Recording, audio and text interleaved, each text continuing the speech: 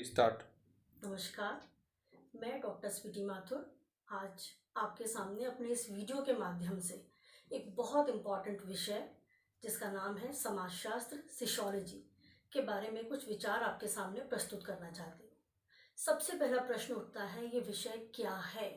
शब्द से बहुत आसानी से समझा जा सकता है। समाजशास्त्र, समाज का शास्त्र। क्या है ये समाज का शास्त्र? क्या है ये सोशियोलॉजी? ये जानने के लिए सबसे पहले मैं कुछ महत्वपूर्ण बिंदुओं पे आपका ध्यान आकर्षित करूंगी। पहली बात, व्हाट इज सोशियोलॉजी? सोशियोलॉजी हमें ये बताता है कि समाज में पैदा होने वाली ये जो समस्याएं हैं, इन समस्याओं का जब हम एक विशेष दृष्टिकोण से, शब्दों पे ध्यान दीजिए, इसका विशेष दृष्टिकोण, समाज में पैदा होने वाली समस्याओं का एक विशेष दृष्टिकोण से जब अध्ययन किया जाता है तो उसे कहा जाता है समाजशास्त्र। ये इसकी एक सामान्य सी परिभाषा जो मैंने आपके सामने प्रस्तुत करी, किंतु समाजशास्त्र शब्द को जानने के लिए पहले मैं आपको समझाना चाहूंगी समाज। जी हाँ, पूरा नाम है समाजशास्त्र, उसका समाज। पहले मैं ये इंट्रोड्यूस कर रही हूँ, समाज क्या है, व्हाट इज सोशियोलॉजी। सोशियोलॉजी में मीनिंग को हमने पार्टीशन में डिवाइड किया है, सोसाइटी एंड लॉजी। तो पहले जो पार्ट है समाज। समाज क्या है? समाज लोगों का समूह नहीं है। लोग मतलब आप और मैं, ग्रुप टू ग्रुप, वो समाज नहीं है। समाज है जो सामाजिक संबंधों से बनता है। शब्द सामाजिक संबंध, social relationship. What you mean by social relationship? वो सामाजिक संबंध जो समाज में रह कर के लोगों के द्वारा, लोगों के लिए, लोगों से बनाए जाते हैं। मैं पुनः अपनी बात को रिपीट करना चाह रही हूँ, समाज लोग नहीं है। समाज क्या है? लोगों के बीच में जो इंटरेक्शन होता है, जो समाज के लोगों से जो आपसी इंटरेक्शन करते हैं, जो पारस्परिक एक दूसरे के साथ में अपने विचारों का आदान प्रदान करते हैं, वो सामाजिक संबंधों का विकास करता है।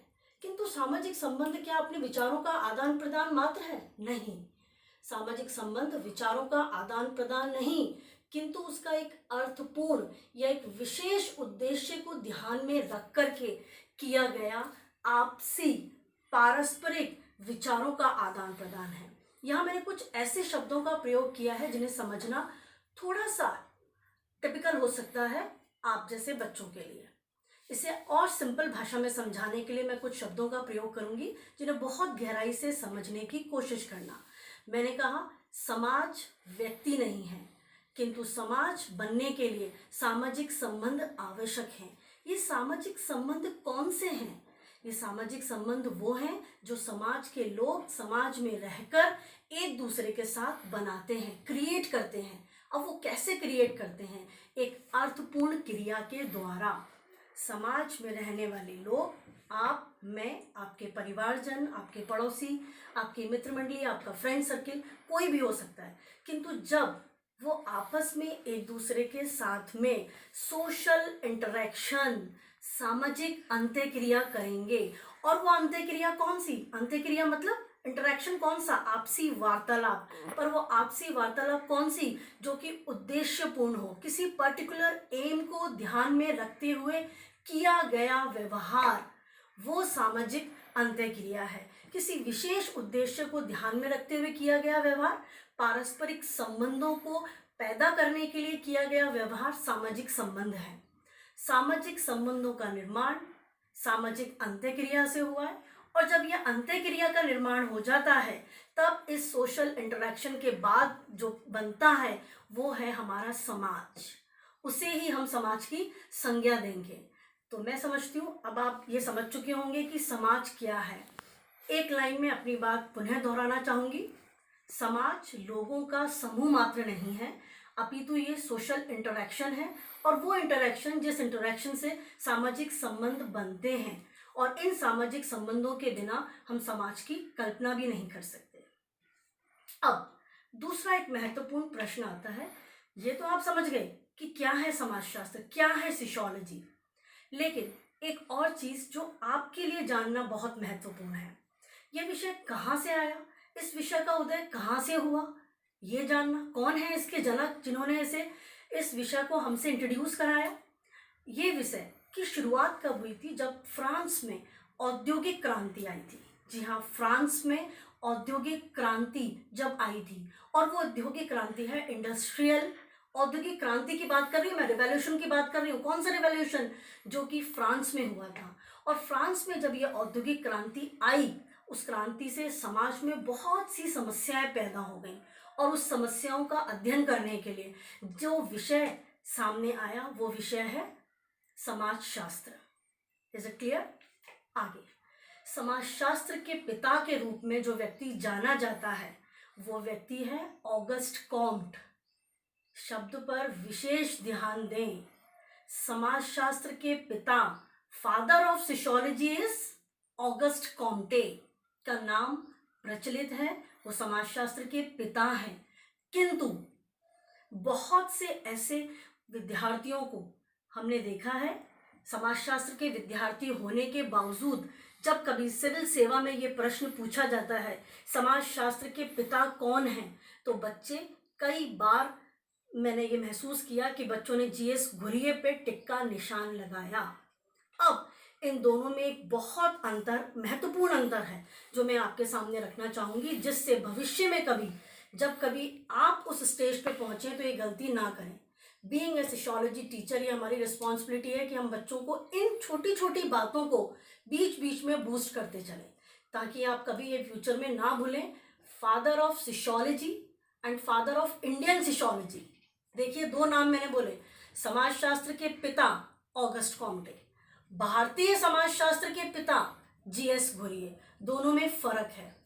तो डियर स्टूडेंट्स, कभी भी इन दोनों को मिलाने की या एक दूसरे में गलती करने की कोशिश मत करना। चलिए आगे बढ़ते हैं। अब एक दूसरा महत्वपूर्ण विषय सामने आता है कि समाजशास्त्र तो समझ लिया क्या है, समाज, सोशल रिलेशन, इंटरेक्शन, इन सब की बात हो गई, फादर की बात भी हो गई, किसने इसको पैदा किया। लेकिन अब प्रश्न उठता है, इस विषय में हम किसका अध्ययन करते हैं? कौन कौन से वो ऐसे महत्वपूर्ण बिंदु हैं जिसका अध्ययन हम इस विषय में करते हैं? जी हाँ, मैं कुछ बातें आपके सामने रखूंगी, बहुत ध्यान से, गहराई से समझने की कोशिश करना। Scope of and also subject matter of sociology, दोबारा से रिपीट करूंगी, स्कोप और सब्जेक्ट मैटर ऑफ सोशियोलॉजी, समाजशास्त्र का क्षेत्र और विषय क्षेत्र, दो शब्द आए हैं इसमें। एक मैंने कहा स्कोप और दूसरा मैंने कहा सब्जेक्ट मैटर। क्षेत्र क्या है और विषय क्षेत्र क्या है? वो कौन सा क्षेत्र है जिसे मैं इस क्राइटेरिया के अंदर रख सकती हूँ और मैं ये कहूँगी कि ये सोशियोलॉजी है, मैं ये कहूँगी कि इसमें हम सोशियोलॉजी का अध्ययन करते हैं। वो कौन कौन से हैं? सामाजिक संबंधों का अध्ययन, sociology is the study of social relationship. मैंने कहा सामाजिक संबंध, कौन से संबंध? जो थोड़ी देर पहले मैंने कहा था, वो संबंध समाज में रहकर लोगों के द्वारा लोगों ने क्रिएट किए हैं, उसकी स्टडी हमने कहा कि इन सोशियोलॉजी। नेक्स्ट मैंने कहा सामाजिक घटनाओं का अध्ययन, वो इंसिडेंट जो कहाँ होते हैं? समाज में घटित होते हैं। ध्यान देना मेरे शब्दों पे, मैंने कहा सामाजिक घटनाएं। जी हाँ, प्रेजेंट सिनेरियो से इसे जोड़िए। सामाजिक घटनाएं जो समाज में पैदा हो रही हैं और समाज के लोग इससे प्रभावित हो रहे हैं, उन घटनाओं का अध्ययन भी हम कहाँ करेंगे? समाजशास्त्र में ही करेंगे। Next, social change, sociology is the study of social change. समाजशास्त्र क्या है? सामाजिक परिवर्तन जो समाज में घटित होते हैं, उन परिवर्तनों का अध्ययन है। कौन से परिवर्तनों की मैं यहाँ बात कर रही हूँ? परिवर्तन ये नहीं है कि आज हमने कुछ गर्म खाया, थोड़ी देर बाद हमने कुछ ठंडा खाया, ये भी तो काइंड ऑफ चेंज ही है, ये भी तो परिवर्तन ही है। नहीं, हम बात कर रहे हैं सामाजिक परिवर्तन की। सोशल चेंज, सामाजिक, समाज में परिवर्तन समय में, वस्तु में, स्थान में जो बदलाव आ रहे हैं। बहुत अच्छा एग्जाम्पल देकर समझाना चाहूंगी। जॉइंट फैमिली कन्वर्ट हो गई है न्यूक्लियर फैमिली में, संयुक्त परिवार बनते जा रहे हैं एकाकी परिवार। काइंड ऑफ चेंज, कौन सा परिवर्तन? सामाजिक परिवर्तन। औद्योगिकरण एक नया कॉन्सेप्ट निकल के सामने आया है। आधुनिकीकरण, क्या है ये आधुनिकीकरण? पहनावे में, बोलचाल में, वेशभूषा में, ये है आधुनिकीकरण। वो परिवर्तन जो समाज को प्रभावित कर रहा है या समाज के लोग उससे प्रभावित हो रहे हैं, वो सामाजिक परिवर्तन का अध्ययन अगर मुझे करना है तो कहाँ करेंगे? इसी विषय में रहकर हम उसका अध्ययन करेंगे। Next, sociology is the study of social process. What do you mean by social process? मैंने यहाँ बात कह दी, प्रक्रियाओं का अध्ययन। कौन सी प्रक्रियाएं? सामाजिक प्रक्रियाएं। वो कौन सी प्रक्रियाएं जिन्हें मैं सामाजिक कह के आपका ध्यान इस ओर आकर्षित करना चाह रही हूँ? सामाजिक प्रक्रिया है कौन सी? सहयोग, एक दूसरे के साथ प्यार से रहना, आपस में सौहार्द बना के चलना। संघर्ष, संघर्ष शब्द को प्रेजेंट सिनेरियो से जोड़िए। कौन सा संघर्ष ऐसा पैदा होता है जो समाज को हिला देता है, उसका अध्ययन हम इसमें करेंगे। समायोजन, कौन सा समायोजन?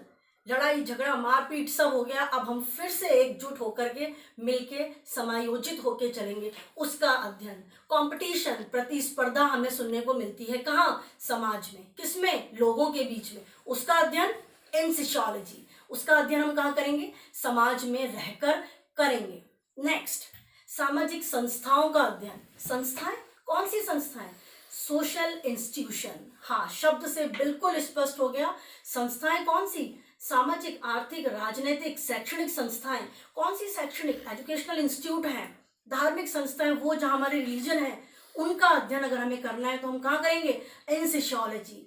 पॉलिटिकल इंस्टीट्यूशन की बात मैंने करी, राजनीतिक संस्थाओं की बात करी। राजनीतिक संस्थाओं का मुझे अध्ययन करना है तो कहाँ करेंगे? इन सोशियोलॉजी। ये समाजशास्त्र का विषय क्षेत्र है, ध्यान दीजिए। आगे मैंने कहा ऐसी बहुत सी संस्थाएं जो बहुत इंपॉर्टेंट है। अब मैं कुछ ऐसे नाम लूंगी जिससे आप भली भांति परिचित हैं, तो आप कहेंगे ये तो हम बहुत आराम से और आसानी से इस पर बहुत कुछ कह सकते हैं। नहीं, उसके सामाजिक दृष्टिकोण का अध्ययन समाजशास्त्र है। कौन सा? फैमिली। जी हाँ, परिवार। आपने कह दिया, परिवार के बारे में तो हम बहुत अच्छे से जानते हैं। अगर जानते तो परिवार का ये बिखरता रूप हमारे सामने नहीं आता। वो परिवार, वो विवाह, इस तरह की बहुत सी संस्थाएं हैं जो सामाजिक संस्थाओं में आती हैं, उसका अध्ययन हम यहाँ करेंगे। हम सामाजिक संरचना का अध्ययन वो हम समाजशास्त्र में करते हैं। ये तो वो बातें हुई जो मैंने आपके सामने प्रस्तुत करी। और एक बहुत ही फेमस, बहुत ही जाने माने समाजशास्त्री हैं जिनका नाम है एलन इंकस। जी हाँ, उनकी एक पुस्तक व्हाट इज सोशियोलॉजी, समाजशास्त्र क्या है, उसे पढ़े समझे बिना आप इसकी विषय वस्तु को नहीं समझ सकते। ये तो एक सार था जो मैंने आपके सामने प्रस्तुत करने का प्रयास मात्र किया है, और आपसे आशा करती हूँ कि आप इस पुस्तक को जरूर पढ़ें अगर कि आप ये जानना चाहते हैं समाजशास्त्र का सब्जेक्ट मैटर क्या है। चलिए अब हम इसके तीसरे पॉइंट, जो मेरा एक इम्पॉर्टेंट और लास्ट पॉइंट है जिसके बारे में मैंने आपसे कहा था, क्या है वो तीसरा बिंदु? क्या है वो तीसरा बिंदु? वो है जो आप वर्तमान परिवेश में देख रहे हैं। जी हाँ, समाजशास्त्र क्या है ये समझ लिया, विषय क्षेत्र पढ़ लिया, पर आवश्यकता क्या है? क्यों आप इस विषय का चयन अपने वैकल्पिक विषय के रूप में करेंगे? मैंने कहा वैकल्पिक विषय के रूप में करेंगे। जब आप बीए में एडमिशन लेते हैं तो आपको 3 विषयों का चयन करना होता है, ऑप्शनल सब्जेक्ट्स का चयन करना होता है, सिलेक्शन करना होता है। उसमें मैंने कहा एक विषय आप सोशियोलॉजी जरूर लीजिए। क्यों? मैंने ये कह दिया लीजिए, पर प्रश्न है क्यों। उस क्यों का जवाब आपके सामने बिल्कुल ताजा रूप में रखने का प्रयास करूंगी और आप सब मेरी बात से सहमत होंगे। मैंने कहा तीसरा और बहुत महत्वपूर्ण मुद्दा जिससे मैं कहूंगी कि समाजशास्त्र वर्तमान परिवेश में भी अपना महत्व रखता है। जी हाँ, मैं आपका ध्यान जिस ओर आकर्षित करना चाहती हूँ वो है समाजशास्त्र की एक शाखा। सोशियोलॉजी की बहुत सी ब्रांचेज हैं और उन ब्रांच में से एक ब्रांच है समाजशास्त्र।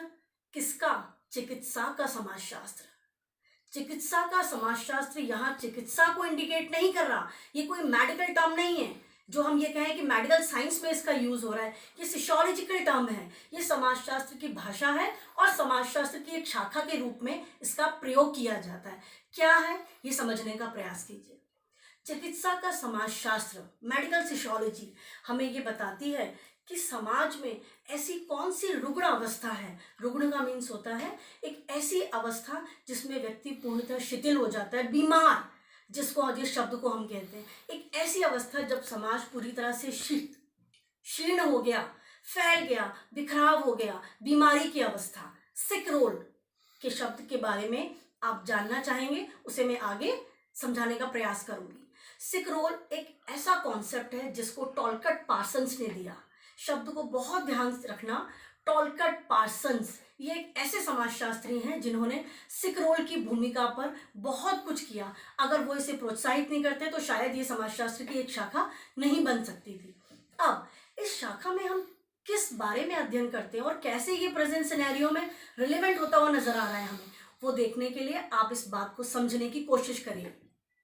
इसके लिए मैं प्रेजेंट में फैला हुआ एक ऐसी महामारी जिसे कि समाज में नहीं, देश विदेश में भी एक महामारी का रूप धारण कर चुका है, और वो नाम है कोविड-19।